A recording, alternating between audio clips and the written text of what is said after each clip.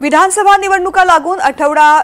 निवडणुकीचा निकाल लागून आठवडा उलटला, पण अद्याप ईव्हीएमच्या चर्चा संपत नाहीयेत। पराभवामधून न सावरलेल्या 22 उमेदवारांनी आतापर्यंत निवडणूक आयोगाकडे ईव्हीएम पडताळणीसाठी अर्ज दाखल केलाय। त्यासाठी पराभूत उमेदवारांनी निवडणूक आयोगाकडे पैसे भरलेले आहेत। पुणे जिल्ह्यातून ईव्हीएम पडताळणीसाठी 11 पराभूत उमेदवारांनी पैसे भरलेत। कर्जत जामखेडमध्ये भाजपचे पराभूत उमेदवार राम शिंदे, नगरचे काँग्रेसचे पराभूत उमेदवार बाळासाहेब थोरात आणि पारनेरमधून शरद पवार गटाच्या उमेदवार राणी लंके यांनी ईव्हीएम पडताळणीची मागणी करत पैसे भरलेत। तिकडे पालघरमधील 5 आणि डोंबिवलीमधील 1 अशा 6 जणांनी 27,37,000 रुपये फेर मतमोजणीसाठी भरलेत। नियमानुसार एका मतमोजणीसाठी 47,200 रुपये मोजावे लागतात। त्यामुळे आता पराभूतांनी लाखो रुपये भरून फेर मतमोजणीची मागणी केली आहे।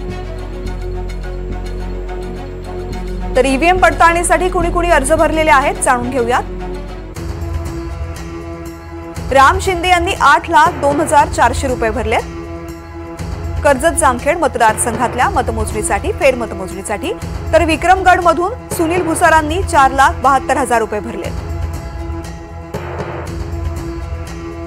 वसईमधून हितेंद्र ठाकूर यांनी 8,49,600 रुपये भरलेत फेर मतमोजणीसाठी। नालासोपारामधून क्षितिज ठाकूरांनी 4,76,000 रुपये भरलेत। तर बोईसरमधून राजेश पाटील यांनी 2,36,000 भरलेत।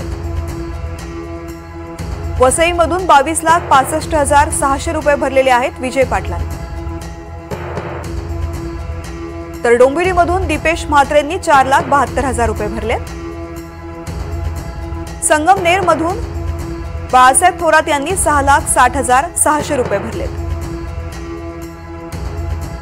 पारनेरमधून राणी लंकेंनी 8,49,600 रुपये भरले। तर या सगळ्या उमेदवारांनी फेर मतमोजणीची मागणी केलेली आहे।